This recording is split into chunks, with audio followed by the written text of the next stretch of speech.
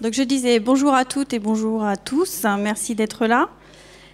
Nous allons parler aujourd'hui de Systemix en pratique. Je vais d'abord me présenter. Pour ceux qui ne me connaissent pas encore, je suis Gaëlle Berthaumieux. Je fais partie de la direction opérationnelle de Systemix et je porte deux programmes, le programme formation et le programme relations PME. Voilà. Donc aujourd'hui, je change de casquette. Je suis l'animatrice de cette table ronde. Et avant de présenter nos intervenants, je vais vous parler un petit peu de Systemix. Avec quelques chiffres clés aujourd'hui au mois de novembre. Alors, comme vous le savez, Systemix est un institut de recherche technologique. C'est l'un des 8 qui existent en France, le seul en Île-de-France. Et Systemix s'occupe de l'ingénierie numérique des systèmes. Donc, le but de Systemix d'un IRT, c'est de faciliter le transfert technologique en organisant des projets collaboratifs, mais aussi intégratifs. Alors, on reviendra sur cette thématique-là parce que c'est important. Aujourd'hui, au mois de novembre, nous avons déjà lancé 9 projets sur 5 de nos thématiques. Ça représente un investissement industriel de 15,5 millions d'euros et à peu près 110 équivalents temps plein. Donc autant vous dire qu'il y a certaines journées qui sont bien remplies. Nous avons aujourd'hui 42 partenaires industriels, dont 2 tiers de PME, et puis 12 partenaires académiques. Donc voici pour les chiffres clés. Alors je voudrais qu'on accueille Sabine Langlois. Sabine est de chez Renault. Elle est arrivée chez Renault en 1995 pour travailler sur l'acoustique des moteurs et des boîtes de vitesse. Et dès 2001, elle a intégré l'équipe... excuse-moi Sabine. Voilà, oui, à la direction de la recherche pour travailler sur les questions d'acoustique. Et depuis septembre 2013, Sabine est en plus chef du projet LRA, localisation et réalité augmentée, chez Systemix. Nous avons aussi à ses côtés Élie Soubiran, qui est de chez Alstom Transport, à la direction de la recherche et du développement. Élie est un spécialiste de la sûreté de fonctionnement ferroviaire. Et depuis le printemps 2013, il nous a rejoints sur le projet, pour prendre les responsabilités de chef de projet, le projet FSF, qui est fiabilité, sûreté de fonctionnement. Et puis à ses côtés, donc notre François Stéphan, qui fait aussi partie de la direction opérationnelle de Systemix et qui est le directeur du programme Système de système, qui s'articule autour de 3 thématiques qui sont le transport multimodal, la gestion de l'énergie et puis sécurité et multimédia.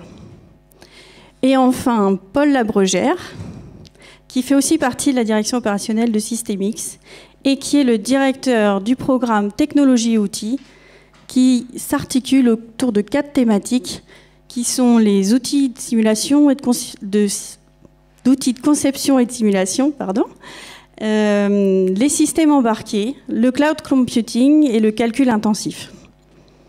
Voilà, merci d'accueillir nos 4 intervenants aujourd'hui. Merci à tous les 4. Et donc, je vais commencer par la première question qui concerne l'Institut de recherche technologique Systemix et son environnement. Parce qu'aujourd'hui, on a différents types de projets collaboratifs. Et pourquoi est-ce que Systemix, ou dans quelle mesure Systemix apporte une nouvelle façon de faire du projet collaboratif? Paul, qu'est-ce que vous en pensez? Merci Gaëlle. Donc effectivement, il y a 3 grandes caractéristiques, je dirais, des projets qui sont menés au sein de l'IRT. Ces 3 grandes caractéristiques, on a l'habitude de présenter la première comme étant le fait que ce sont des projets intégratifs et pas seulement collaboratifs. Ça veut dire qu'on va colocaliser l'ensemble des ressources qui vont être amenées à faire des recherches sur ce projet. On va les colocaliser sur un même plateau dans un espace projet dédié. Donc ça, c'est effectivement extrêmement important et c'est une différence primordiale par rapport aux autres types de projets collaboratifs qui existent. La deuxième grande propriété des projets de l'IRT, c'est de s'organiser aussi autour des plateformes. Un des grands drivers qui nous a conduit à organiser l'Institut de recherche, c'est toute l'expérience qui a été accumulée au sein des projets de type FUI, par exemple, et les pôles de compétitivité. Une des remarques qui était faite régulièrement, c'était voilà, on a eu un beau succès sur ce projet, on a développé tout un tas de compétences, on a développé des briques technologiques. Comment est-ce qu'on fait pour consolider sur les résultats obtenus? Donc Systémique, c'est un lieu aussi qui permet de rassembler ces plateformes et les compétences qui permettent de les utiliser. Et puis je dirais la troisième propriété, entre guillemets, des projets de Systémique, c'est qu'ils s'inscrivent dans la durée. C'est-à-dire que les thématiques que tu citais, Gaël, c'est des thématiques qu'on veut faire durer dans le temps. On s'est donné une perspective d'environ 10 ans au moins. Et c'est le fait de pas... d'avoir cette perspective sur le long terme, d'avoir une vision qui soit partagée avec nos partenaires, c'est extrêmement important, en particulier pour nos partenaires académiques, qui sont souvent en difficulté face à des cycles de vie de projets qui sont assez courts et qui doivent se reconfigurer ou reconfigurer leur recherche au gré des appels à projets, etc. Donc les thématiques sur lesquelles on veut s'appuyer, voilà, elles sont pérennes, et au sein de ces thématiques, on va exécuter des projets en mode intégratif. Mais je dirais avant tout que c'est un nouveau dispositif pour lancer des projets collaboratifs, et c'est pas du tout, il ne faut pas opposer les projets au sein de l'IRT avec les projets de type FUI par exemple. On a parmi les premiers projets qu'on a lancés, on a un projet autour de l'automobile qu'on a adossé à un projet FUI qui est en cours de démarrage aussi. Voilà, donc ça fonctionne bien. On aura bien compris que c'est plutôt un nouveau mode de fonctionnement, mais plutôt en complément de ce qui existe aujourd'hui.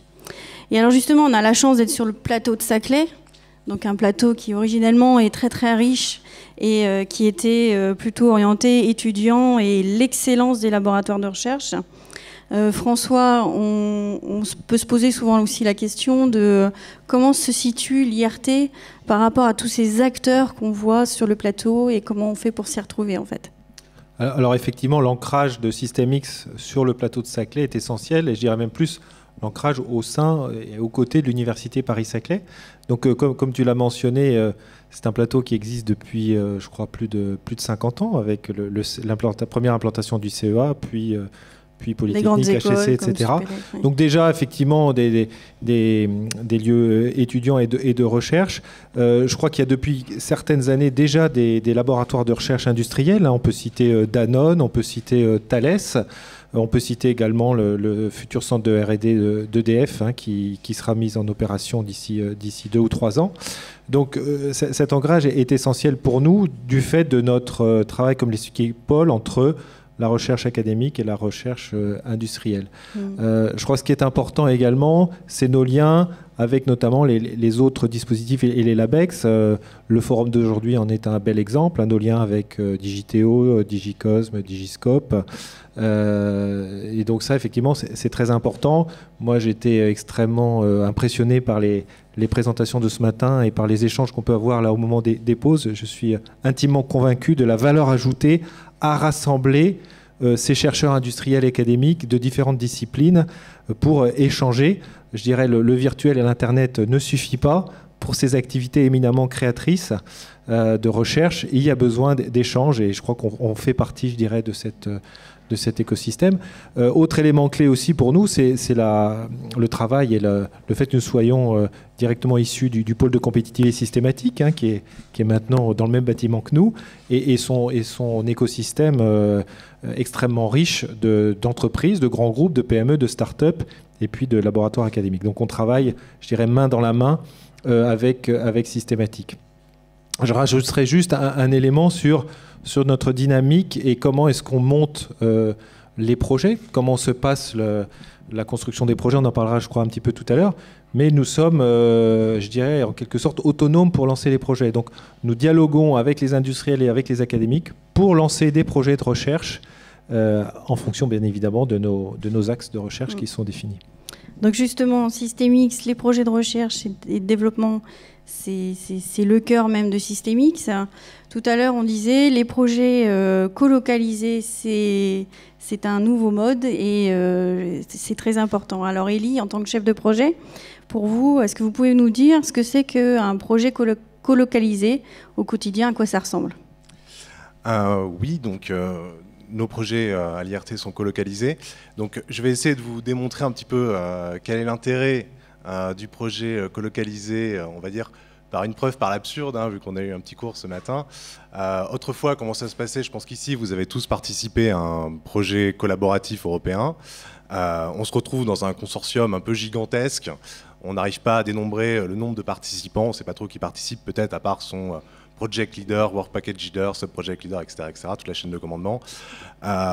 Et on synchronise tout ce beau monde dans des conférences téléphoniques où il y a une quarantaine de personnes. Et au bout d'une heure, on comprend qu'on aura une autre conférence téléphonique dans 3 jours. Bon, bref, ça c'était avant. Maintenant, à l'IRT, ce qu'il y a de bien, c'est qu'on a une équipe relativement restreinte d'une vingtaine de personnes, une trentaine de personnes qui correspond à peu près à 15 ETP, puisque les gens sont mis à disposition, pas forcément à temps plein, mais sur un format 20, 40, 60%. Ces personnes, elles ont été formellement définies au début du projet. On les côtoie tous les jours. On travaille ensemble dans des bureaux partagés, on a les mêmes outils, on a la machine à café, bref, on est bien accueillis à l'IRT. On nous met dans des bonnes conditions pour remplir les objectifs qu'on s'était définis. Donc pour ça, c'est quand même une grande qualité de l'IRT, c'est de pouvoir offrir toute l'infrastructure adéquate pour faire de l'innovation. Et au-delà de ça, on a plein de services comme donc Gaël qui s'occupe de la formation, le service com qui vient nous aider pour communiquer et puis pour staffer nos projets. Donc voilà, donc typiquement mon projet a commencé il y a 6 mois, j'ai eu l'occasion de faire un stage. Moi j'ai écrit le sujet, les détails administratifs, conventions, tout ça c'est pour mes directeurs administratifs. Donc moi je me concentre sur le technique, donc c'est très agréable. Ça me décharge beaucoup.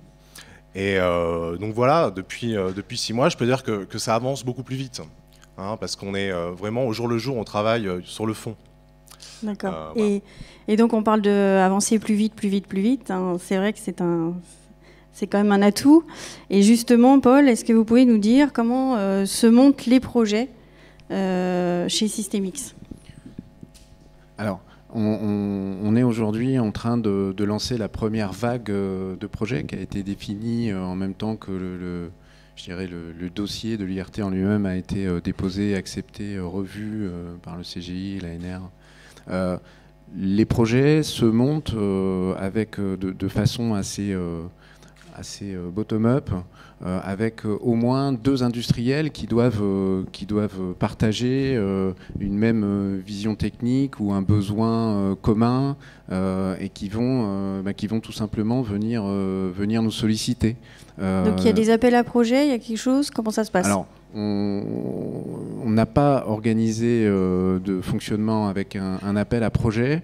On est vraiment dans la logique de dire les industriels vont amener un problème et on va aller chercher les compétences qui vont bien pour résoudre ce problème. Ça peut être au travers des compétences des partenaires académiques qui sont habitués à travailler avec nos partenaires industriels. Donc il y a déjà des labos communs qui existaient par le passé. Il y a tout un tas de relations qui existent entre les industriels et les académiques. Ça peut être aussi en mettant en relation des grands groupes, par exemple, avec des PME ou en leur permettant de travailler avec leur filière ou leur filière habituelle.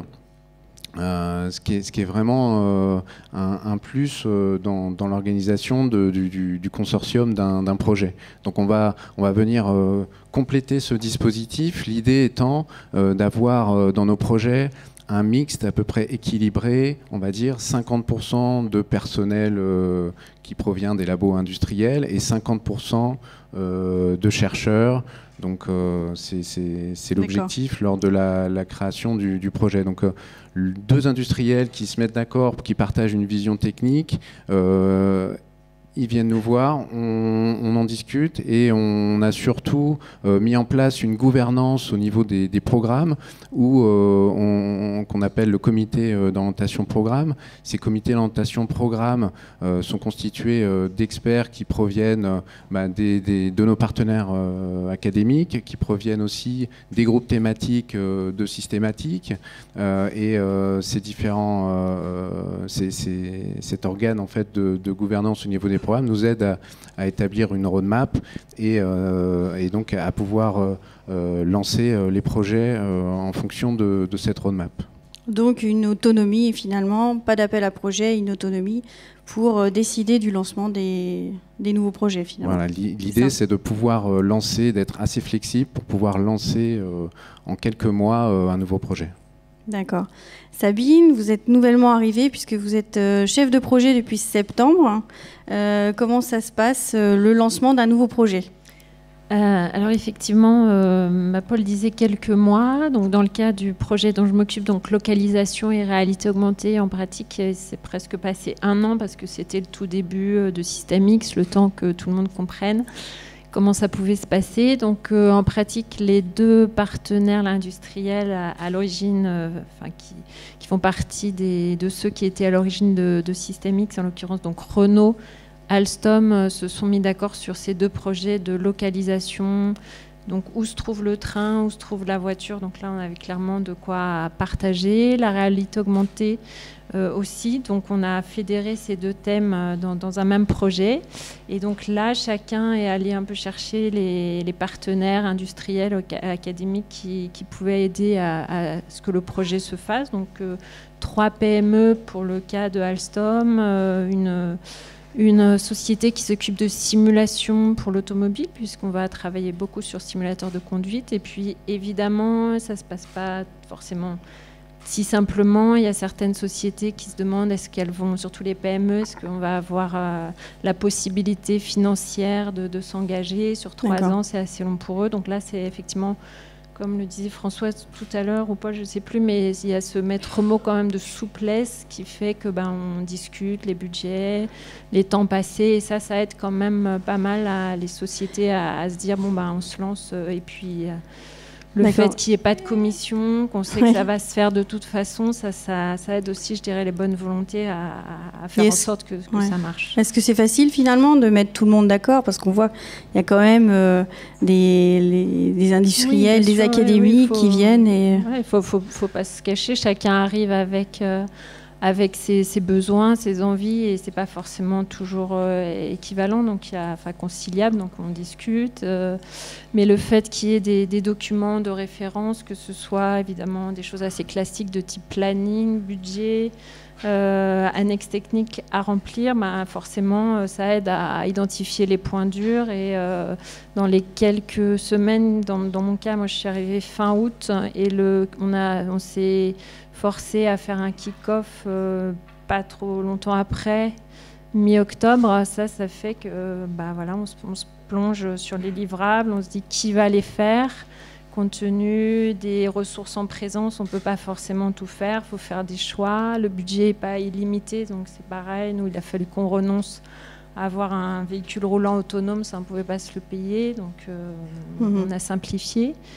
Et puis au final, et le fait aussi, un point important, c'est qu'Alstom avait d'ores et déjà mis une personne sur le projet depuis début décembre. Ça a vraiment poussé, à pousser à ce qu'on fasse ce fameux kick-off mi-octobre. Donc ça, c'est bien aussi d'avoir ce genre de date butoir, parce que sinon, on peut dériver, à traîner en bas.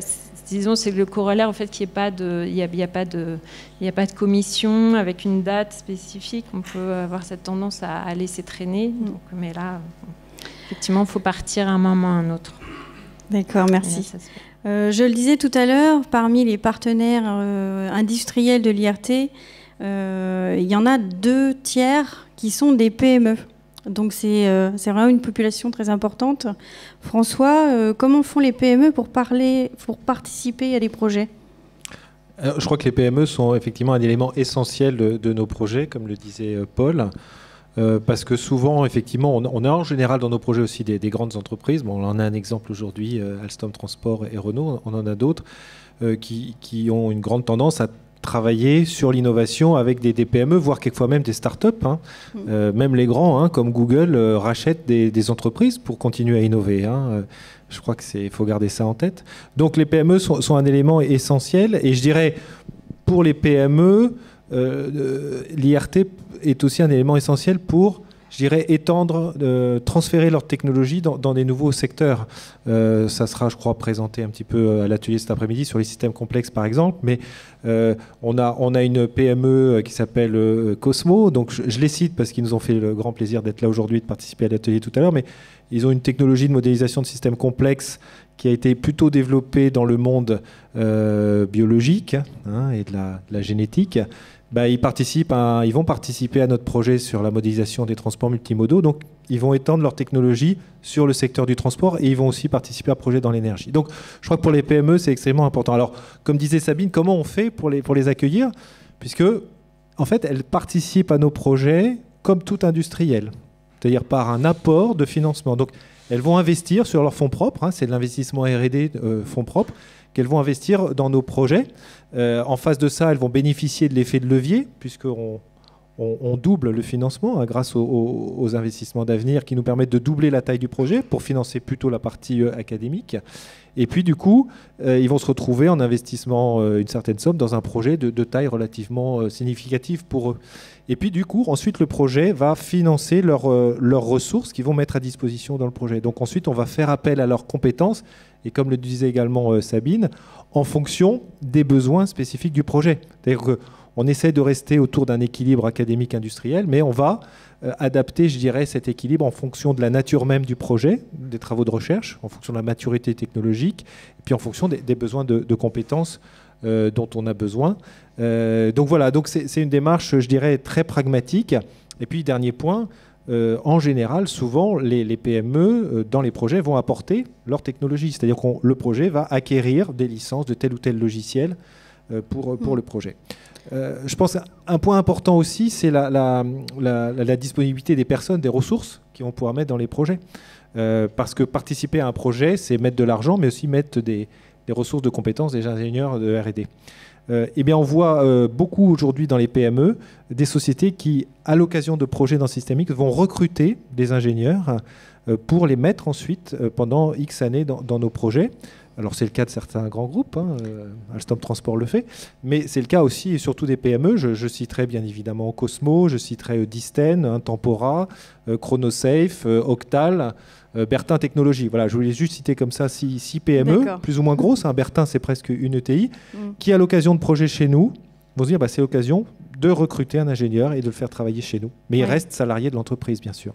On reparlera des ressources humaines, qui est un point important pour les travaux de recherche.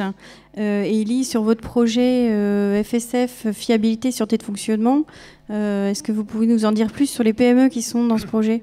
Oui, dans le projet FSF, donc on a des exemples bien concrets.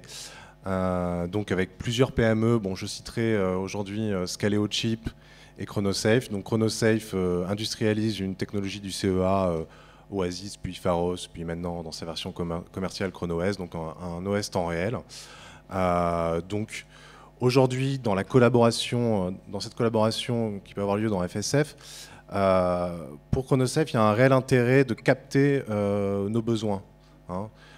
Comment sont designés nos systèmes, quels sont nos besoins, et ainsi dans le projet, on va pouvoir ensemble formaliser ce besoin, faire évoluer le produit pour qu'il ait un avantage compétitif, si je puis dire, à la fin du projet et être premier sur ce marché relativement à Alstom.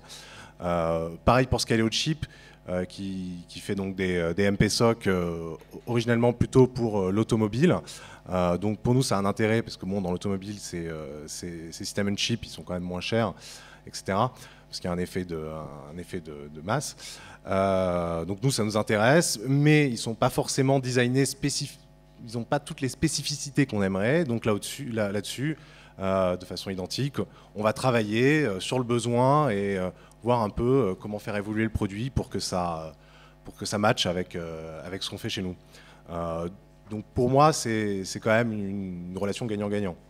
Donc c'est une opportunité pour rencontrer leur marché, en tout cas leur futur marché, voilà, au sein d'un projet de recherche et développement, oui, avec cette création de filière. Même être en avance, hein, pour proposer vraiment le petit plus qui collera bien avec ce qu'on veut.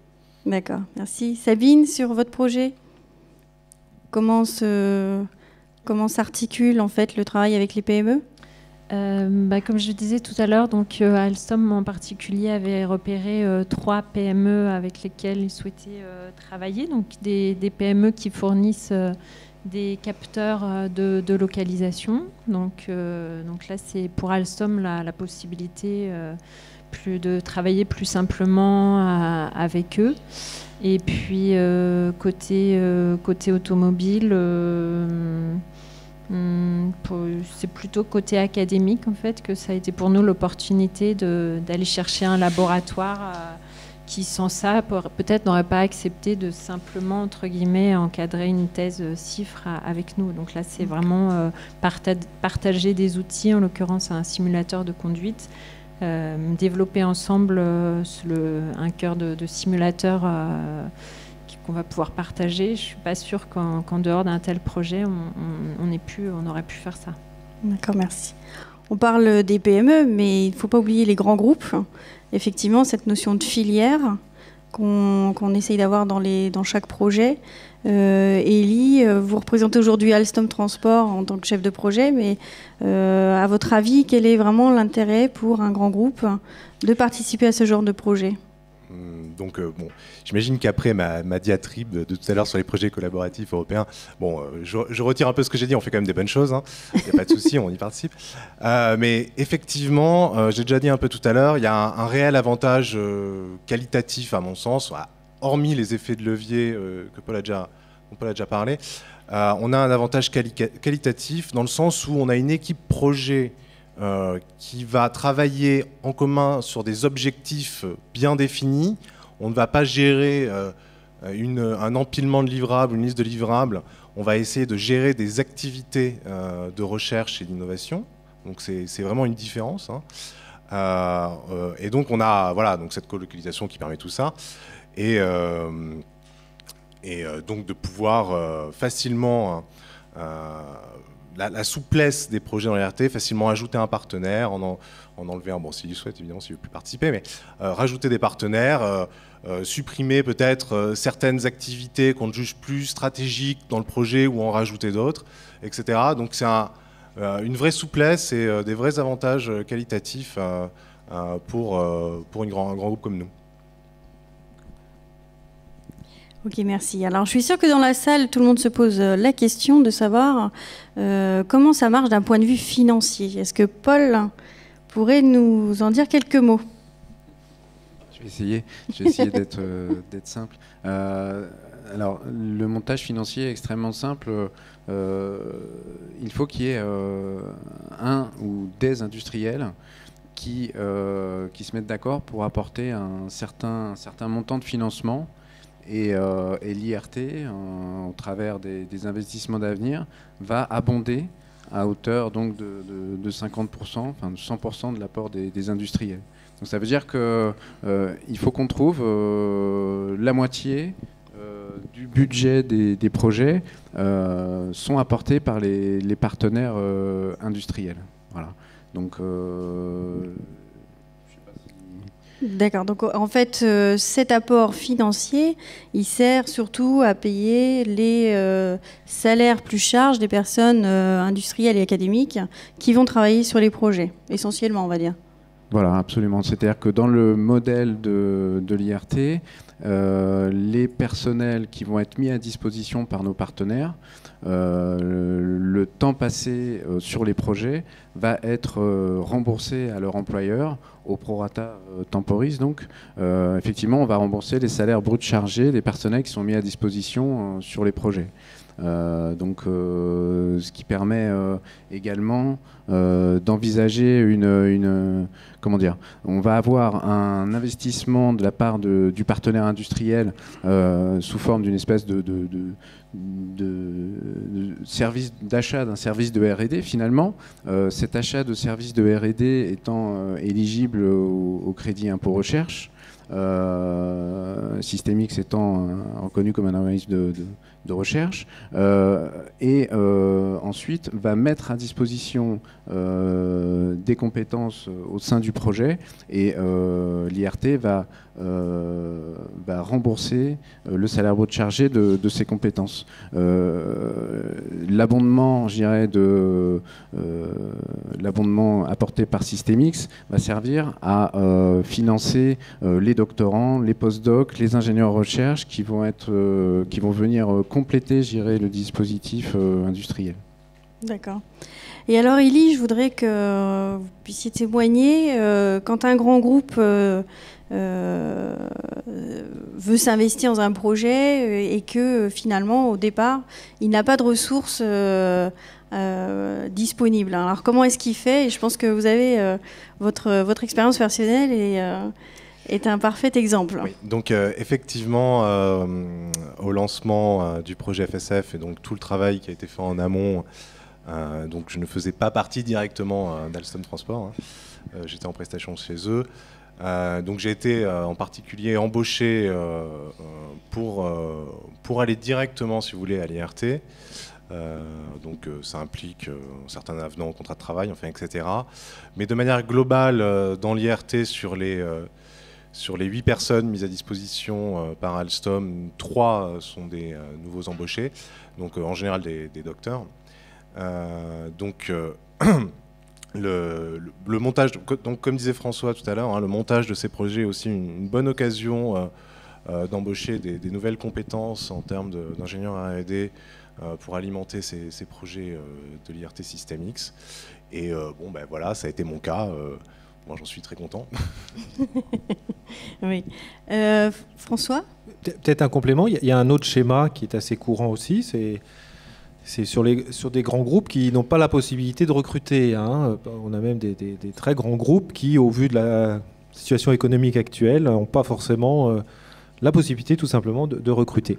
Et notamment des chercheurs ou des ingénieurs de recherche. On a, je dirais, nous, la chance, je pense que c'est une chance et une grande confiance qui nous est faite, de pouvoir recruter. On est, nous, une entité de droit privé, donc on a une relative liberté pour recruter au prix du marché. Et donc, on a des cas, on a des grands industriels qui vont mettre de l'argent. Alors, une des conditions pour participer à un projet, Élie disait des ressources, pas forcément besoin d'avoir énormément de ressources humaines, mais des ressources financières, il en faut quand même. Donc, l'industriel va apporter des ressources financières et puis il va nous dire, écoutez, moi je peux pas recruter, donc je vais effectivement apporter certaines ressources d'expertise très pointues qui vont quand même participer au projet, mais ça ne nécessite pas forcément de recruter. Mais je vais vous demander, IRT, de recruter soit des doctorants sur tel et tel sujet, ou soit des ingénieurs de recherche. Donc ces personnes vont être recrutées par l'IRT comme salariés de l'IRT et vont travailler dans le projet en question, mais nous on les recrute sur le long terme. On les recrute pour, si c'est un doctorant, en espérant que une fois qu'il sera docteur, il restera chez nous pour travailler sur des travaux de recherche. Et quand on recrute un ingénieur de recherche, on le fait travailler pendant 2-3 ans sur un projet. Et ensuite, il va travailler sur d'autres projets, puisqu'on a nos thématiques, je dirais, inscrites dans le temps et qui s'articulent autour de nos axes stratégiques et scientifiques de recherche. Donc, on va pouvoir recruter, je dirais, un petit peu à la place de l'industriel. Et ce qui convient à beaucoup d'industriels. J'en ai plusieurs dans ce cas-là. Alors justement, par les recrutements, en ce moment, l'IRT recrute. Quel genre de profil ? Alors, on recrute des doctorants, bien sûr. Donc, il y en a un certain nombre dans la salle, que je salue amicalement. Je crois qu'on a près de 30, je crois, ou pas loin de 30 doctorants recrutés ou en cours de recrutement, et qui sont recrutés après avec une inscription à une des écoles doctorales liées au laboratoire avec qui nous travaillons. Donc ça, c'est un premier profil. Autre profil, ce sont des ingénieurs de recherche, donc qui en général, effectivement, ont fait une thèse, qui sont docteurs. Donc soit des ingénieurs de recherche qui viennent juste de terminer leur thèse et qui viennent travailler chez nous, il y en a un certain nombre dans la salle aussi, ou soit des personnes qui ont un peu plus d'expérience. Ellie pourrait être recrutée à l'IRT, par exemple. Bon. Sauf qu'Ellie n'est pas recrutée par l'IRT. Mais on recrute aussi des ingénieurs de recherche qui ont quelques années d'expérience. Et puis, on recrute également de ce qu'on appelle des chercheurs seniors, au sens fortement expérimenté, pour, je dirais, animer nos thématiques scientifiques de recherche. Donc c'est aussi un appel aujourd'hui que je fais au nom de l'IRT. Si un certain nombre de chercheurs ici éminents qui souhaitent venir travailler pour un certain temps, ça peut être pendant quelques années, venir participer à nos travaux de recherche et être intégrés dans de différents projets, c'est le genre de profil qu'on recherche. Voilà. Donc on recrute pour se renforcer en compétences, puisqu'on va apporter à nos partenaires industriels académiques un socle de compétences qu'on va mettre à disposition des différents projets. Et on recrute, comme l'expliquait Paul, pour animer, opérer, designer nos plateformes, puisque ce sont des plateformes technologiques relativement évoluées et complexes, alors à forte composante logicielle, bien sûr, mais ces plateformes, on les pérennise, et donc il faut les faire évoluer, il faut les opérer, donc il faut des ingénieurs et des compétences pour le faire. Alors Paul, comment se passe le recrutement d'un doctorant chez Systemix? Quelles sont les différentes formules ou qu'est-ce qu'on peut imaginer? Le principe le plus simple, c'est vrai que ce qu'on aime bien favoriser, c'est le fait d'abord de passer par un stage lors d'un Master 2, un stage de Master 2 recherche intégré dans le projet. On a la plupart du temps aussi énormément de candidats qui sont recommandés par les personnels permanents des labos avec lesquels on travaille, qui sont en contact des étudiants. Ce qu'on propose de façon, le schéma le plus simple, c'est de recruter ce doctorant avec un contrat CDD de 3 ans spécial pour la durée de sa thèse. Et donc, on va commencer par lui fournir une attestation de financement. Cette attestation de financement va lui servir à s'inscrire à l'école doctorale. Donc, on a, comme disait François, toute la palette des écoles en Île-de-France et au-delà. À partir du moment où il va avoir obtenu cette inscription à l'école doctorale, on va pouvoir signer ce CDD avec lui. Donc on a aussi une autre manière d'avoir des doctorants chez Systemix, c'est aussi qu'ils soient déjà inscrits à l'école doctorale et qu'ils aient un contrat. On peut également effectivement établir un contrat doctoral avec l'université ou avec l'école, dans le cas où le statut de l'université l'imposerait. Donc on peut tout à fait établir un contrat doctoral dans lequel on va finalement rembourser le salaire brut chargé du doctorant et l'employeur sera à l'université. C'est possible aussi. Et donc il y a un dernier thème, c'est les contrats de doctorants CIFRE. Sabine, vous pouvez nous en dire 2 mots? Oui, donc chez Renault, c'est la formule qu'on utilise très classiquement donc pour lancer des thèses, donc en association avec l'organisme ANRT, à qui on remet un dossier avec le sujet, ou les laboratoires qui ont encadré la thèse et le profil de l'étudiant. Donc ça a une certaine lourdeur, faut bien l'avouer. L'intérêt pour Renault, c'est que le salaire est en partie financé par la NRT. Et donc cette lourdeur, c'est le temps que la commission de la NRT donne ou non son accord. Et puis aussi, c'est un employé Renault, donc les ressources humaines Renault vont avoir leurs critères, on va dire, de sélection. Donc évidemment, là, le fait d'avoir cette alternative que la thèse soit directement prise en charge par Systemix, ça simplifie en quelque sorte le processus. Donc ça assouplit et ça c'est simplifie. une alternative effectivement intéressante. Donc typiquement sur le projet LRA, on aura 2 thèses CIFRE, parce que pour nous ça reste quand même un moyen privilégié, mais on aura aussi une thèse IRT. D'accord, oui. François ? Peut-être un petit complément vu là du doctorant. Pour un doctorant qui pense plutôt à un CIFRE, il va s'orienter vers une thèse CIFRE parce que ça l'intéresse d'avoir une activité de recherche, mais liée avec des applications industrielles. Mais il va être avec un industriel.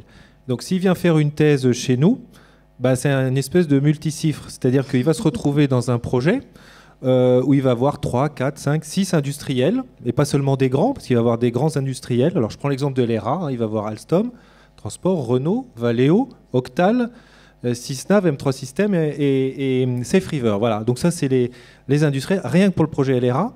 Et puis ce projet est un projet parmi 15 projets. Donc en fait, il va être tout ça là-bas à côté, là, chez nous à NanoInnov. Donc il va être dans un environnement, je dirais, démultiplié en termes de contact avec des industriels, mais aussi avec éminemment beaucoup d'autres académiques, d'autres doctorants comme lui, des enseignants-chercheurs qui viennent régulièrement travailler sur les projets et qui côtoient à l'occasion des projets, à l'occasion des cafés et des différentes actions qu'on met en place de partage scientifique et technologique. Alors je fais un peu la pub là pour les doctorants, mais je suis éminemment convaincu de l'intérêt. Si je me replace 25 ans en arrière, à la sortie de mon école d'ingénieur, je suis sûr que j'aurais voulu venir faire une thèse à Systemix. Je crois qu'on aurait été nombreux. Bon, merci. Alors, on ne peut pas parler de projet de recherche et de développement sans parler de propriété intellectuelle. Alors, est-ce que Paul, vous pouvez nous en dire quelques mots sur comment est gérée la propriété intellectuelle au sein de Systemix ? C'est souvent un sujet assez sensible. La façon dont on aborde cette problématique-là, c'est d'essayer d'avoir les discussions un peu difficiles au début du projet. On va pas attendre d'avoir des résultats pour se poser ces questions. On a établi une charte de propriété intellectuelle qui fixe un certain nombre de grands principes. On va, lors de l'établissement d'un nouveau projet, Sabine en parlait tout à l'heure, rédiger une annexe technique, on va identifier un certain nombre de tâches, un certain nombre de résultats prévus, on va appeler des livrables. Ces livrables, on va identifier également quelles vont être les entités qui vont financer les travaux autour de ces livrables. Donc on va établir une espèce de plan qui donne a priori l'ensemble des copropriétaires, je dirais, d'un certain nombre de ces livrables. Et puis, on va, au fur et à mesure de l'exécution du projet, on mettra à jour en fonction de la contribution effective, tout simplement. Donc, il y a cette idée de pouvoir, quand c'est nécessaire, définir de la copropriété sur les résultats. Et puis, cette copropriété, elle sera validée par la contribution effective des copropriétaires. D'accord. Et sur le projet FSF, par exemple, de quelle façon ça a pris forme Bon, sur FSF, donc il y a eu de nombreuses discussions. Bon, en général, ça s'est quand même bien passé. Je pense que Paul a réussi à trouver la pédagogie pour expliquer la charte pays Systemix à tous les partenaires. Donc on a réussi vraiment à établir un plan précis suivant les tâches, les activités, puis les livrables potentiellement identifiés, qui participe, à quel taux, et donc en découle un partage de l'API. Donc ça s'est bien passé, on a pu gérer quelques cas particuliers, puisque certains partenaires voulaient être relativement seuls sur certaines tâches, etc. Bon, on a quand même réussi à converger vers quelque chose pour le kick-off du projet. Et je dois dire aussi que cette souplesse, on la retrouve aussi là-dedans, la souplesse de l'IRT, puisqu'on a pu facilement ajouter un partenaire, mettre à jour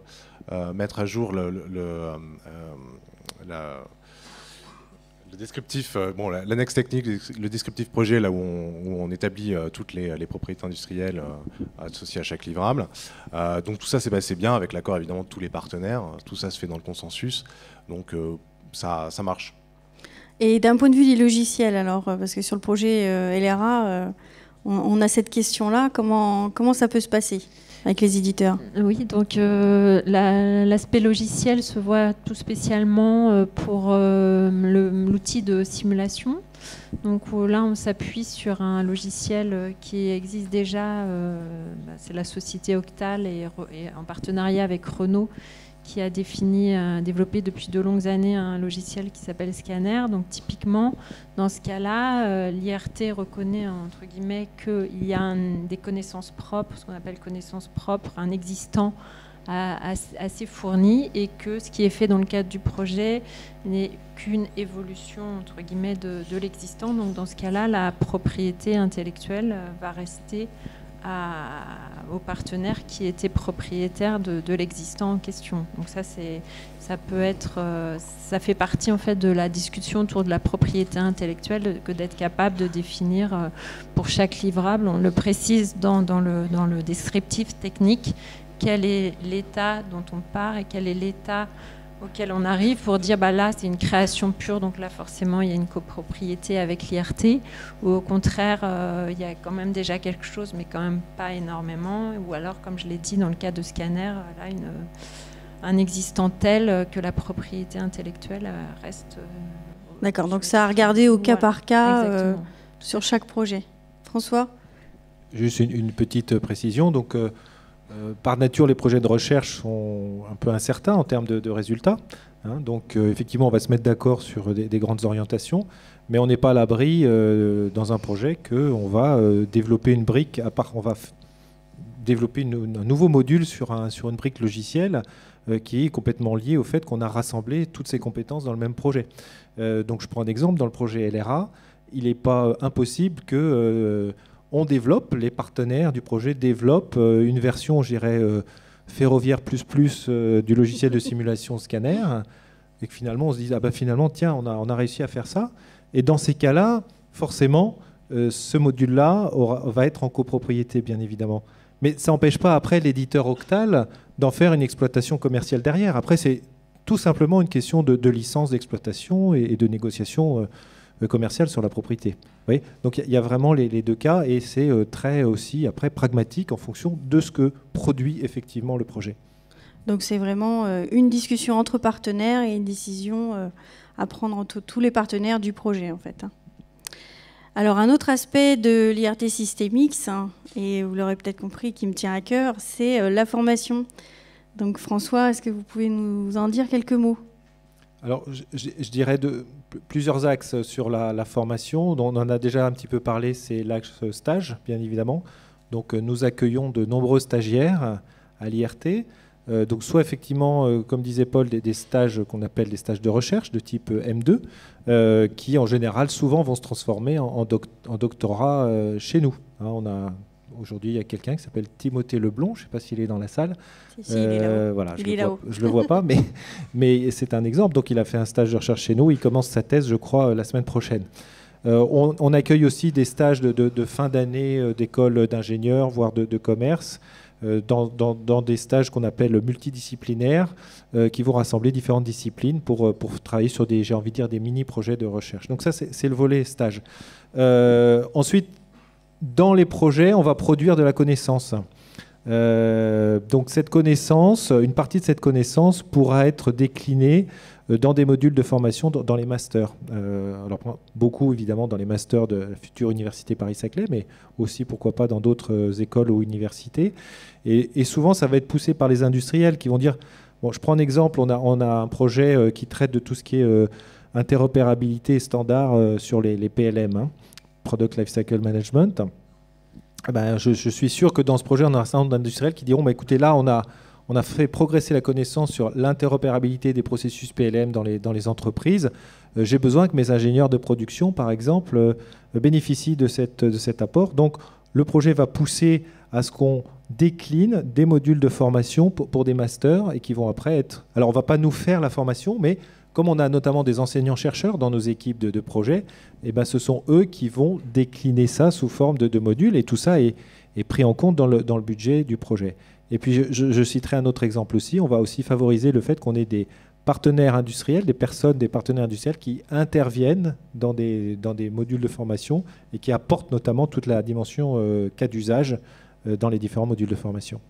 Donc finalement, c'est pour enrichir l'offre de formation et qu'il y ait une meilleure adéquation entre les besoins des industriels, notamment par rapport à toutes ces innovations, et puis les futurs formés, les futurs étudiants ou de formation continue. Très bien, merci. Alors revenons au fonctionnement interne de l'IRT. On a ici donc des chefs de projet et puis des directeurs de programme. On pourrait se poser la question, mais finalement, quel rôle a-t-on et comment ces deux types de profils peuvent travailler ensemble? Où sont les limites? Alors par exemple, Élie, vous êtes chef de projet sur le projet fiabilité, sûreté de fonctionnement. Alors, oui, bon, lequel est de trop entre Paul et moi? C'est de la complémentarité, je crois. C'est de la complémentarité. Donc, effectivement, j'ai avec moi Paul Labrogère, qui est donc le directeur du programme TEO, donc qui regroupe un certain nombre de projets, dont FSF. Donc, ce que ça me permet vraiment au jour le jour, comme je disais peut-être déjà un petit peu au début, c'est que on peut se concentrer vraiment sur le fond de notre projet, sur le côté technique. Moi, en tant que chef de projet, j'ai envie aussi de faire autre chose que du management de l'équipe, d'aussi faire un petit peu de technique, de diriger le projet d'un point de vue technique. Et donc, grâce à Paul qui assure au-dessus de moi une gestion peut-être plus financière du projet, plus administrative, et toute l'équipe d'ailleurs de direction de Systemix qui y participe, ça me permet vraiment de me donner un peu plus à fond sur le projet. Donc on a aussi, on essaye de travailler un petit peu, je fais remonter un peu mes challenges techniques, puis qu'il puisse les inclure dans sa roadmap. Donc il essaye d'avoir une cohérence globale, de m'informer un peu de ce qui se passe autour dans les autres projets. Donc ça, c'est plutôt une bonne chose. Et donc voilà, donc j'espère lui amener des choses, et bon, lui, d'un autre côté, il me permet de me décharger un petit peu. Alors Paul, justement, comment on garde le contact avec tous ces différents chefs de projet? Ouais, donc effectivement, on peut vraiment parler d'un binôme. Déjà, on a des bureaux qui sont assez proches, donc on se voit tous les jours ou presque. On a un point de synchro hebdomadaire. Et voilà, moi, en tant que directeur de programme, ma mission, grosso modo, c'est trois éléments. D'abord, c'est de concevoir cette fameuse roadmap avec l'ensemble des partenaires académiques et industriels de l'IRT. Donc c'est un travail de tous les jours d'identifier les verrous technologiques, de bien valider qu'on traite les bons sujets, les bons sujets que sont capables aussi de s'accaparer les chercheurs de l'Université Paris-Saclay. Donc je vous parlais tout à l'heure du comité d'orientation programme. C'est au travers de ce comité d'orientation programme qu'on va valider cette feuille de route. Du conseil scientifique aussi. Voilà, qui sera également revu par le conseil scientifique, qui va donner on va dire une guidance au niveau de l'institut sur les thématiques. La deuxième mission, c'est de faire en sorte que les projets soient exécutés. Donc effectivement, Elie a raison. Je vais aller le challenger sur les résultats du projet. Je vais aussi faire en sorte que le budget soit respecté, donc l'équation budgétaire. Et puis, je dirais que la troisième mission du directeur de programme, c'est d'aider les chefs de projet à valoriser les résultats des projets. Donc voilà, on va valoriser sous toutes les manières possibles et imaginables. On a commencé par exemple avec Virginie à faire un communiqué de presse à chaque fois qu'on lance un nouveau projet. On va aider les chefs de projet à réunir le matériel et à transformer tout ce travail qui est réalisé en résultat. Et c'est vraiment, je dirais, essentiel. Donc vraiment parler de binôme. Alors, pour aider en plus à faire fluidifier l'information, à circuler, on a mis en place une plateforme dématérialisée, un réseau social d'entreprise qui nous permet de vraiment éviter les échanges one-to-one dans l'Institut. Et le but, c'est aussi de favoriser la transversalité à l'intérieur du programme. Le but, c'est vraiment de faire en sorte que François parlait tout à l'heure de la chance extraordinaire que les étudiants peuvent avoir. On a effectivement, on sent bien émerger une communauté de doctorants avec plusieurs dizaines de personnes. On commence à mettre en place, par exemple, des séminaires tous les vendredis midi. On sait qu'on a un rendez-vous à midi et qu'on va avoir un des chercheurs de l'Institut qui va présenter ses travaux. Voilà, il y a une richesse, il y a une taille critique qui commence à être atteinte grâce à laquelle on va avoir une vraie synergie entre les projets à l'intérieur d'un programme. Donc favoriser la communication, favoriser les rencontres aussi, et puis on pourrait aussi se poser la question de l'identité. Par exemple, Sabine, vous qui venez de nous rejoindre, le fait de travailler, d'être de chez Renault, mais de travailler chez Systemix, comment vous le ressentez ? Donc dans mon cas, je travaille à peu près à moitié de mon temps, enfin même exactement à moitié de mon temps chez Renault, la moitié chez Systemix. Donc il y a d'autres personnes, enfin, chacun adapte en fonction de ses possibilités. Et ça va, pareil, cette souplesse là est intéressante pour trouver le meilleur équilibre. Mais une fois qu'on est chez Systemix, effectivement, l'intérêt, c'est de trouver un environnement différent que ceux auxquels on a l'habitude, de côtoyer a priori des gens qui ont l'air quand même tous assez intéressés, voire passionnés par ce qu'ils font. Donc ça fait un environnement de travail qui est, on va dire, stimulant. Comme on l'a déjà dit, la possibilité de côtoyer des gens qui travaillent sur d'autres sujets et avec lesquels on va a priori, pour certains tout au moins, trouver des zones communes pour partager par exemple un véhicule peut-être.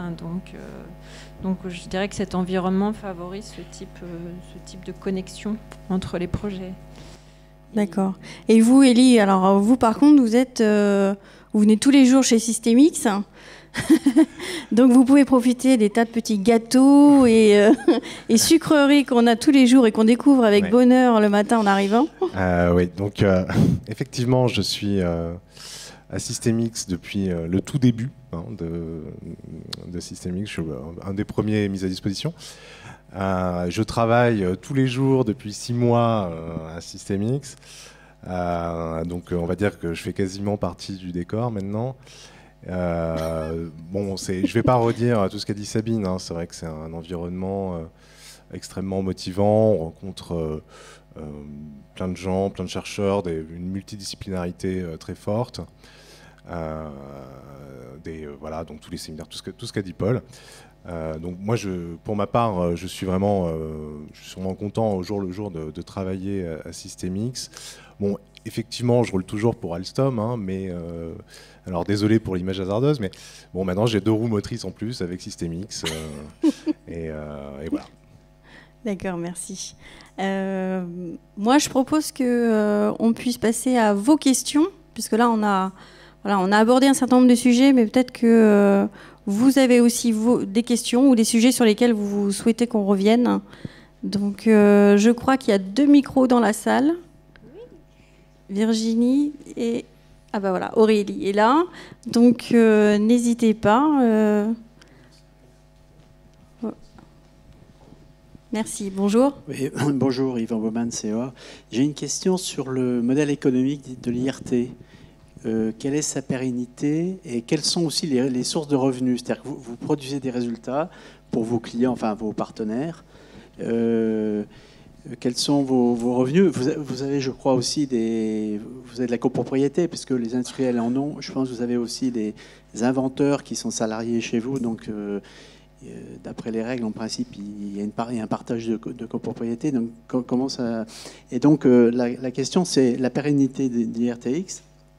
C'est-à-dire que vous avez des financements qui vous arrivent par le PIA, qui sont plutôt qui s'inscrivent sur une durée limitée. Et comment après le modèle va perdurer? Merci. Qui veut, Paul? Je commence François? et puis je passerai tu compléteras, François. Donc, effectivement, les investissements d'avenir, c'est planifié sur une dizaine d'années. C'est 10 ans exactement. Donc, le modèle économique aujourd'hui, comme j'expliquais tout à l'heure, hein, c'est 50% de financement industriel et 50% via les investissements d'avenir. Donc, l'idée, c'est bien qu'au fur et à mesure, on puisse... ce qu'il faut bien voir, c'est que Systemix, c'est pas une entreprise tout à fait comme les autres, parce que c'est pas une entreprise à but lucratif, c'est une fondation de coopération scientifique. Hein, c'est un statut qui a été défini il y a quelques années, à la création des RTRA, je crois. Et ce statut, ça signifie que l'ensemble des revenus que pourrait tirer Systemix de ses, je sais pas, d'une copropriété sur un brevet ou sur une propriété intellectuelle sera entièrement réinvesti dans les projets de Systemix. Hein, c'est le principe de la fondation.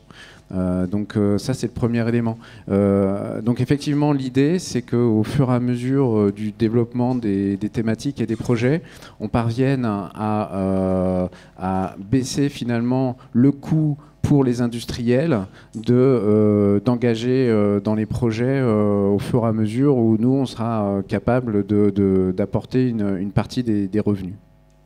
Voilà. Je passe... Peut-être quelques compléments de réponse. Si on regarde aujourd'hui de façon macro, et de façon probablement un peu caricaturale, mais nos projets sont des projets qui associent une dimension industrielle et une dimension académique plutôt fondamentale quelque part. Et 50% de financement, 50% de financement. Bon, à terme, au-delà des investissements d'avenir, on peut se poser la question, est-ce qu'on aura toujours un financement public? Moi, je pense qu'on aura toujours une part de financement public, puisqu'il y aura toujours une part de recherche fondamentale, ou au moins de recherche académique dans nos travaux. Et donc, il paraît, je dirais, légitime que la puissance publique continue à financer cette part académique. Alors après, en fonction de l'orientation d'abord des politiques publiques et puis de l'orientation stratégique et technologique de nos travaux, notre barrissante va peut-être bouger un peu plus d'un côté ou de l'autre, et donc on aura peut-être un peu moins de financement public. Alors après se posera la question, quel véhicule? Est-ce qu'il y aura un deuxième plan d'investissement d'avenir ou ça sera d'autres financements? Donc ça, c'était un premier élément de réponse. Deuxième élément de réponse, on imagine aussi, on commence à imaginer d'autres sources de financement de la Fondation, notamment au travers de nos plateformes. Et on a certains projets qui commencent déjà à le sentir, où au travers des plateformes technologiques qu'on va mettre en œuvre qui permettent aux partenaires de travailler sur les projets, sur les activités de recherche, ces plateformes vont aussi permettre, à notre sens, à d'autres partenaires industriels ou académiques de venir ponctuellement travailler sur ces plateformes. Alors on a déjà en France des cas comme ça, pour venir bénéficier de cette mutualisation.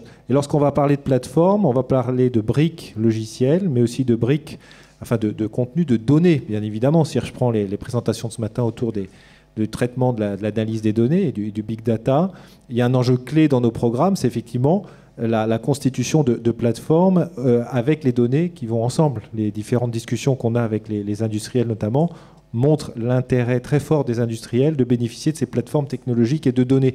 Donc on imagine bien un modèle économique à bâtir autour de ça, avec des espèces de deuxième cercle autour des projets.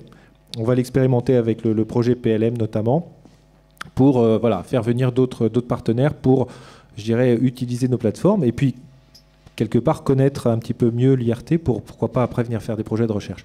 Donc voilà un petit peu les pistes de réflexion qu'on a aujourd'hui, mais je dirais tout ceci n'est pas écrit, et je dirais on le fera avec nos partenaires, et on construira au fur et à mesure, je dirais, de l'évolution de nos travaux et de l'environnement économique. Merci. Y a-t-il une autre question? Virginie, s'il te plaît.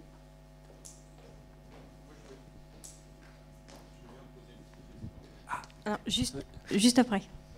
Merci. Bonjour. Oui, bonjour, Stéphane Ploa, EDF R&D. Pour approfondir ce point, à propos de la propriété intellectuelle, on a eu une présentation tout à l'heure où les différents partenaires se mettaient d'accord sur le modèle de distribution de la propriété intellectuelle en fonction de leur participation. Est-ce que l'IRT, en tant que tel, acquiert de la propriété intellectuelle, et quand est-ce qu'on en discute? Alors, je vais essayer de répondre à cette question. Dans tous les dispositifs qu'on voit aujourd'hui, que ce soit les appels FSN, de fonds de soutien numérique, que ce soit les projets EASY avec la BPI, la puissance publique espère avoir un espèce de retour sur investissement en disant que voilà, il y a un partage du risque. Il est donc légitime, en cas de succès, d'avoir un partage également des revenus. C'est un petit peu l'idée dans les IRT. Hein. C'est pas seulement Systemix, mais c'est l'ensemble des IRT. Et comme je le dis, c'est beaucoup plus général que ça encore. Hein. C'est l'ensemble des nouveaux programmes je dirais, qui sont soutenus aujourd'hui. Le Systemix, effectivement, va financer à 50% l'ensemble des travaux qui seront menés dans un projet. Donc, il y aura une part de copropriété qui reviendra à Systemix. Donc cette copropriété, elle est discutée, comme on l'expliquait tout à l'heure, en fonction des connaissances propres qui sont apportées, en fonction des financements respectifs des partenaires. Donc on a vraiment une palette extrêmement variée de résultats qui ont été déjà proposés dans les différents projets. Je vais prendre l'exemple du projet Rome autour de la réduction de modèles et de l'optimisation multiphysique. On a Renault qui apporte un logiciel qui a été développé en interne, qui a été licencié en open source, et typiquement, il y a absolument aucun problème de propriété intellectuelle autour de cet outil. L'ensemble des modèles qui vont être développés dans le cadre de ce projet, le but, c'est vraiment, il faut bien imaginer que le but, c'est de mutualiser des briques qui vont être génériques. Ça veut dire que dans le projet, on retrouve autant des partenaires comme Snecma, EADS et Renault. Donc l'idée, c'est de développer chez les partenaires industriels les différenciateurs qui vont être stratégiques et de réduire les coûts finalement de développement en créant, en mutualisant autour de ces plateformes génériques des éléments qui vont permettre ensuite de construire dessus. Donc ça, c'est un premier élément de réponse. Et le deuxième élément de réponse autour de la propriété intellectuelle, ce qu'il faut bien imaginer, c'est que quand une PME, par exemple, ou un éditeur de logiciels participe à un projet, ce qui va se passer, c'est qu'il va certainement développer une extension à sa connaissance propre ou à son logiciel pendant la durée de vie du projet. C'est souvent pas là-dessus qu'il espère gagner sa vie. C'est souvent pas sur l'extension qu'il aura développée pendant la durée de vie du projet, mais c'est bien derrière, en faisant du business avec l'ensemble de ses outils et tout ce qu'il a développé, je dirais, à la maison. Le fait d'avoir, comme disait Elie, pris une longueur d'avance sur tout le monde en étant au contact de ses partenaires et de ses clients, qui va lui permettre derrière de faire du business avec ses outils. Donc je dirais qu'il faut vraiment relativiser les problématiques de propriété intellectuelle. On s'aperçoit quand on regarde dans les détails que chaque cas est assez différent. On a trouvé des solutions aujourd'hui à l'ensemble des questions qui ont été posées avec, je vous dis, une palette entre l'ultra propriétaire et l'open source, avec des modèles, avec des algorithmes, avec du logiciel. Donc faut qu'on regarde ça en détail. Je pense autour du projet Rome aussi, on a parlé de collaboration potentielle avec EDF autour d'Open Turns, par exemple, à l'époque, ou des outils comme ça. C'est vraiment des choses ce sont des briques qui ont été, par exemple, à l'origine développées chez EADS en partenariat avec EDF, qui ont ensuite été mis dans le domaine public. Voilà, c'est tout à fait le genre de démarche qu'on peut imaginer. Et sur ces briques génériques, avoir une propriété intellectuelle, une valeur qui soit créée par les partenaires dans leur processus. Ensuite, comme disait François tout à l'heure, il faut vraiment distinguer les trois éléments de la propriété intellectuelle. Hein.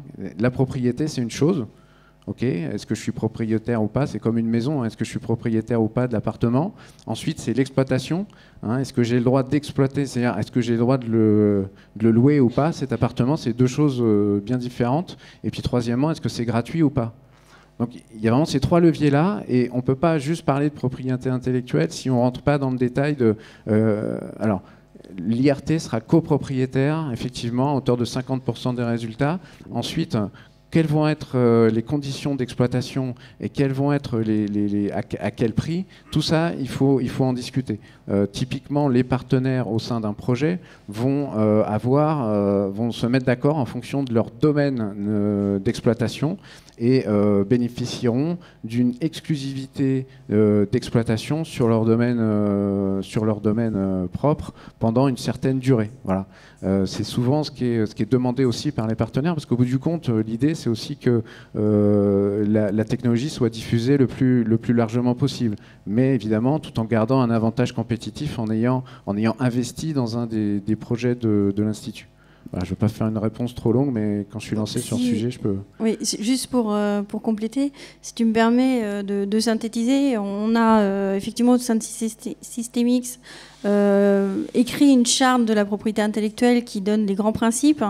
Et effectivement, ce qu'a dit Paul, c'est que sur chaque projet, il faut se poser ces fameuses 3 questions et y répondre tous ensemble en fonction des besoins de chacun des partenaires. Voilà.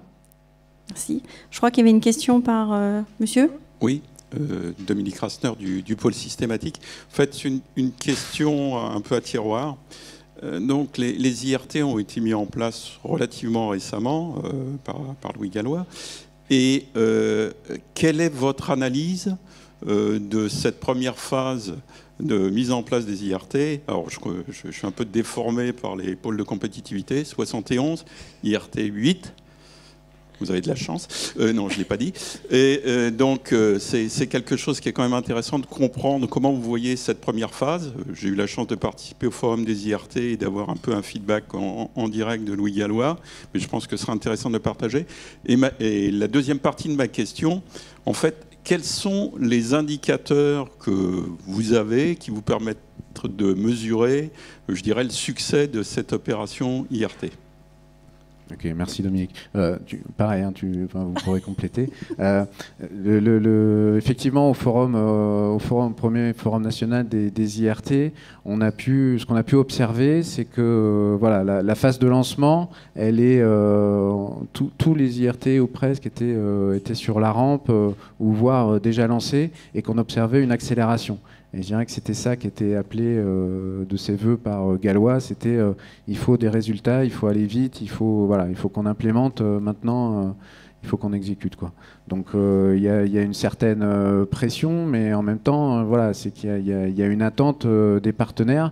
Et puis le deuxième élément que moi j'ai retiré de ce forum, c'était le côté effectivement dans une sinistrose un peu ambiante, d'avoir des gens passionnés et qui soient voilà, avec plein d'envie et plein d'idées. Ça faisait, c'est vrai que c'était assez agréable.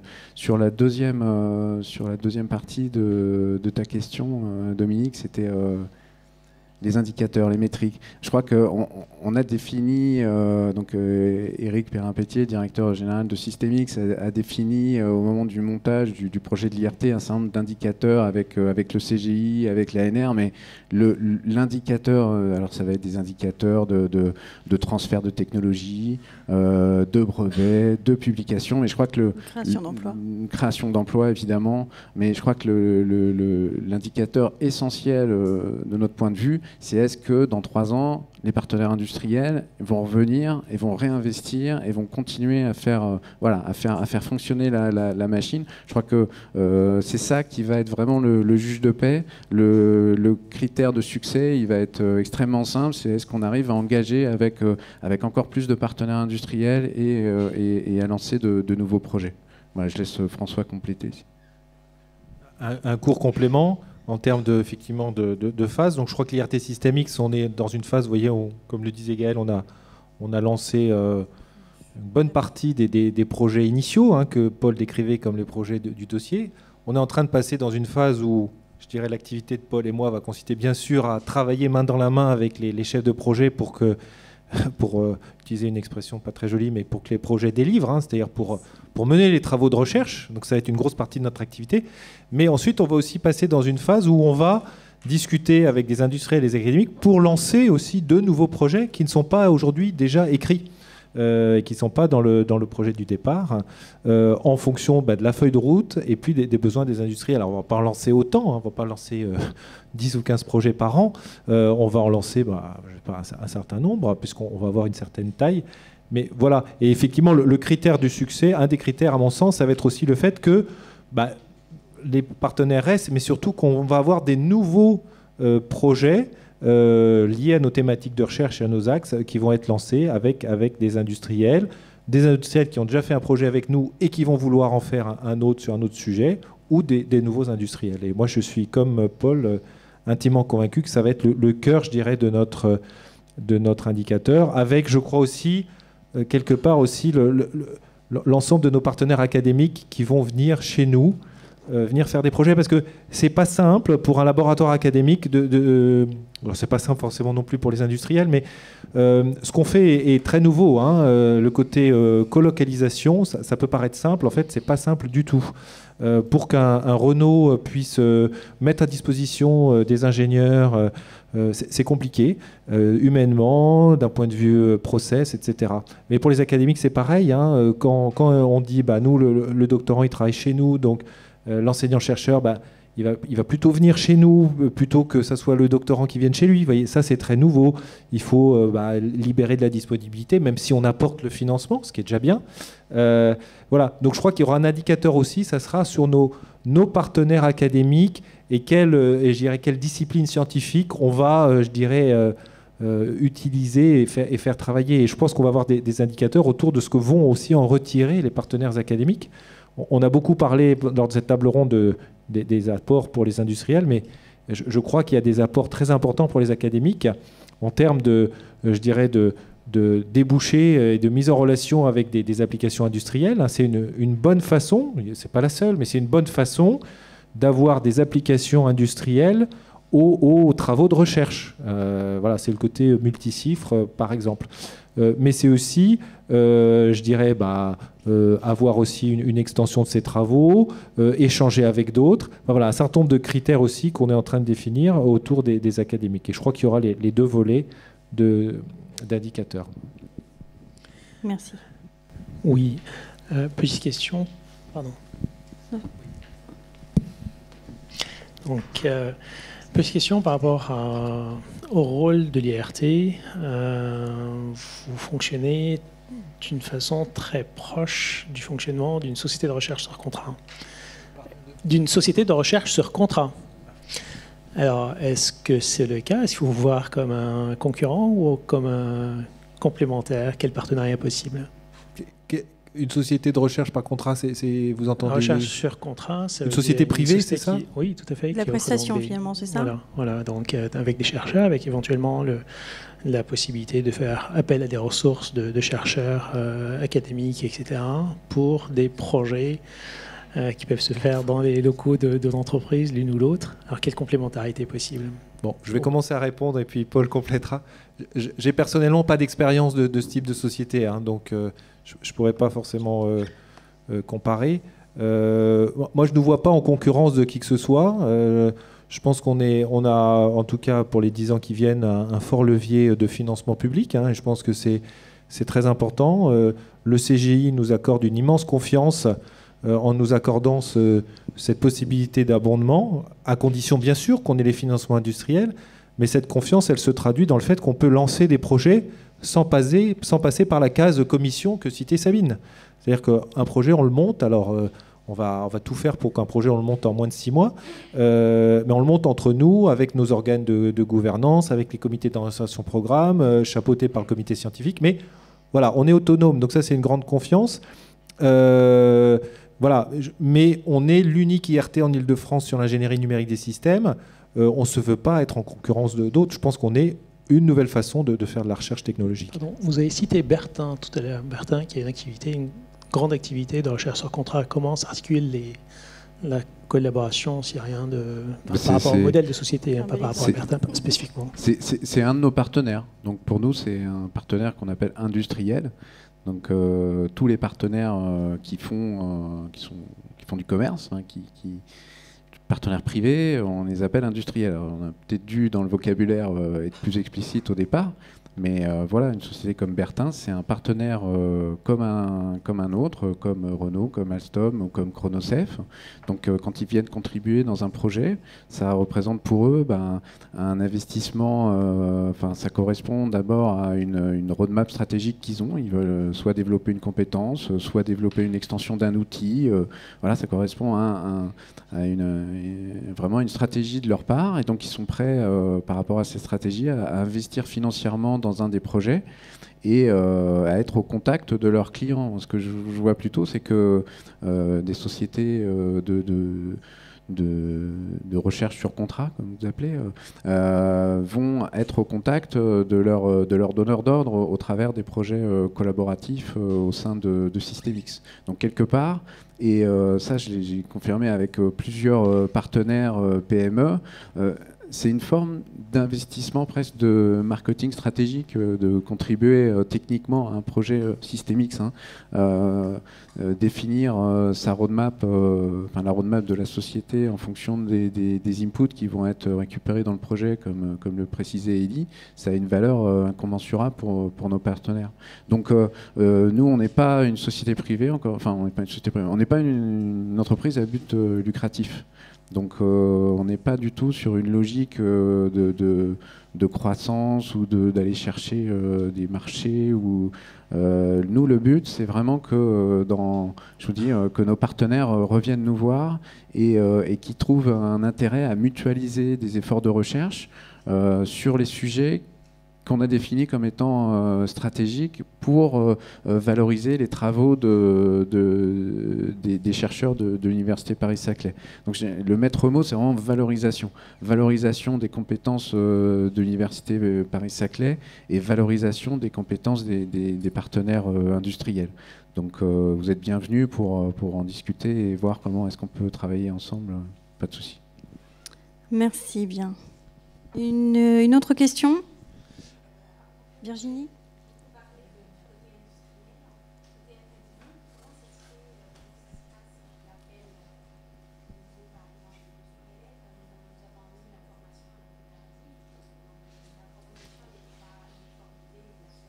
D'accord. Donc je vais répéter pour que tout le monde entende. Donc c'est comment est-ce que ça se passe du côté académique, comment est-ce qu'on communique sur le fait qu'il y ait des nouveaux projets qui démarrent ou des opportunités de travail. Donc effectivement, tout ça se met en place. On apprend un petit peu en marchant aussi. Donc à Supélec, c'est Ouria qui centralise et Ouria Sigurgen qui centralise un petit peu l'ensemble qui est le point de contact central. Donc on essaye avec chaque école, chaque université, d'avoir quelqu'un qui puisse jouer ce rôle en interne pour relayer les informations. Alors, c'est forcément pas des dispositifs qui sont parfaits et puis on démarre, mais alors, il y a plusieurs façons de répondre à la question. Il y a un certain nombre de partenaires industriels qui ont déjà des relations avec des académiques et ça va se faire de façon extrêmement naturelle, fluide. Et puis, parfois, effectivement, il faut qu'on aille chercher les meilleures compétences dans les labos. Donc une des façons de faire ça, c'est qu'au sein de nos comités d'orientation programme, il y a à peu près 50% de partenaires industriels, mais il y a aussi 50% des partenaires qui sont des partenaires académiques, qui sont représentés, par exemple dans mon COP, il y a Gilles Fleury, qui est directeur de la recherche de Supélec, il y a Jean-Noël Patillon du CEA, il y a Philippe Dague de Paris Sud. Voilà, on a essayé d'avoir un Nunzio Santoro de Télécom de Sud Paris, il y a un certain nombre il y a Samir Thomé du VSQ.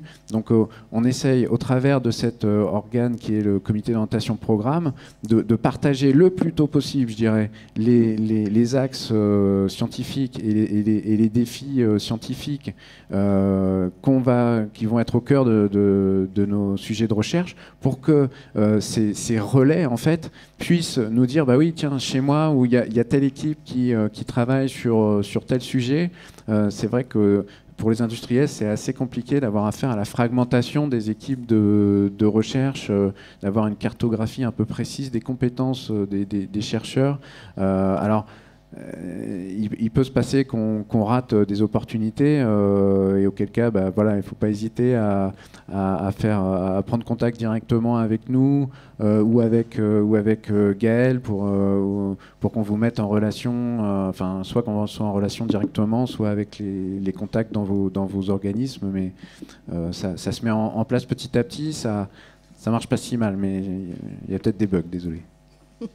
Merci. Je vous propose qu'on prenne une dernière question. Vous en avez une ? Bonjour, Ronan James, Télésport Public Paris-Saclay. J'avais une question notamment un peu autour des chercheurs, mais sûrement des chefs de projet aussi. Une des missions, c'est de valoriser ce que font les chefs de projet et aussi de montrer au niveau des chercheurs comment est-ce qu'ils peuvent venir. On va ouvrir un lieu justement dédié à l'innovation. Est-ce que vous avez des idées de quel type d'événement on pourrait monter pour mieux valoriser les projets sur le campus ? Donc sur la valorisation de ce qu'on peut faire dans nos projets, donc aujourd'hui, je pense qu'on a un exemple probant avec une dizaine ou une quinzaine de posters des projets SystemX, là devant. Donc on est devant pour échanger sur, en tout cas, ce qu'on veut faire, parce que ça démarre aujourd'hui, voilà. Donc sinon, côté, on a toutes nos publications, on doit pouvoir retrouver nos publications, hein. Je ne sais pas si on les affiche, mais on a un certain nombre de publications scientifiques, là, même si c'est le début, on en a quelques-unes qui commencent à sortir, donc qui doivent être, je ne sais pas si on met les références au public, je ne sais pas si c'est fait, mais donc ça va être visible, hein, tous nos articles sont tagués IRT SystemX. Donc voilà, ensuite on a les journées portes ouvertes qui vont s'organiser cet hiver, le 6 mars. Donc peut-être que Paul rajoutera quelque chose là-dessus. Mais je pense on s'intègre, on arrive mais on s'intègre sur le plateau, hein. Donc on va parler de nos projets. Ça démarre un peu, hein. J'ai quelques petits trucs à dire, mais pas tant que ça. Mais on va y venir. Je voulais juste compléter par rapport à l'aspect recrutement de gens pour venir travailler avec nous du côté académique.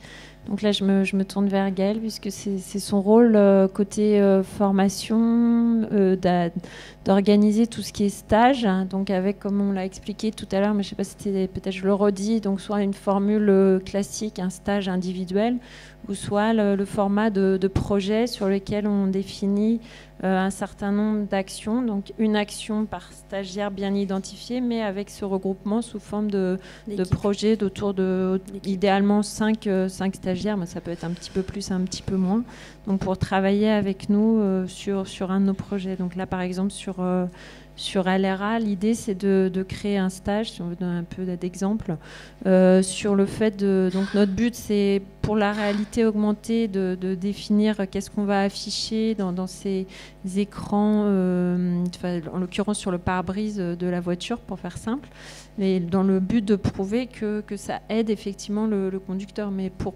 prouver ça, on va avoir besoin d'une référence qui est sans la réalité augmentée. Donc là, on s'est dit, tiens, on va faire profiter de ce que propose l'IRT sous forme de ces stages appelés créés, donc en pool de 5 stagiaires pour travailler la question. Donc là, je sais que Gaël a prévu d'aller à un forum le 19 novembre à Polytech pour justement présenter ces stages, mais aussi présenter les thèses qu'on a encore à pourvoir et aussi les postes d'ingénieurs de recherche. Oui, tout à fait. Oui. Le salon de recrutement des ingénieurs du plateau de Saclay, donc la semaine prochaine, pour présenter toutes nos activités, les projets aussi sur lesquels on travaille, et puis tous nos besoins en recrutement, qu'ils soient des ingénieurs ou des stagiaires ou des thésards. Et puis par contre, on peut peut-être aussi réfléchir, par rapport à votre question, on peut peut-être aussi réfléchir à des événements que l'on pourrait créer spécifiquement par rapport à certaines populations de l'université, etc. La question est ouverte en tout cas. Bon, merci. Je pense que l'heure arrive à sa fin. En tout cas, je tenais beaucoup à vous remercier d'être présent aujourd'hui. J'espère que nous avons pu apporter beaucoup de réponses à vos questions. Je tiens aussi beaucoup à remercier Sabine, Elie, François, Paul, et puis toute l'équipe qui nous a permis de préparer cette table ronde. Et puis, dans tous les cas, nous restons disponibles pour discuter avec vous de quel que soit le sujet. Voilà. Merci.